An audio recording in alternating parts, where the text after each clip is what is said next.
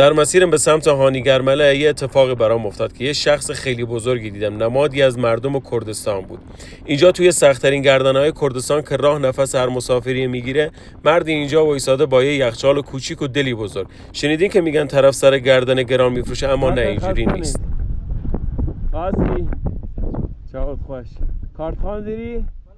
قاس دانه بستنی ببین چاوت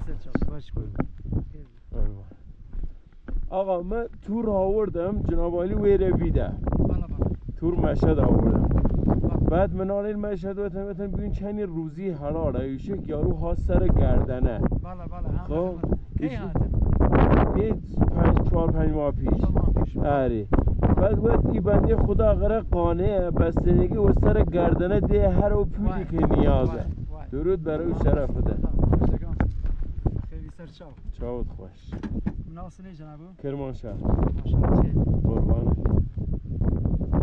این مرد بزرگ برعکس همه سختی‌های مسیر، راه سخت، مسیر کوهستانی، اما قیمت بستنیش همون قیمت مغازه است. اینجاست که میفهمی بزرگی به پول نیست، به قلب آدم هست.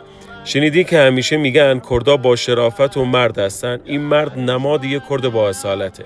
پول مهمه ولی شرافت اصل ماجرا است. بجی کرد.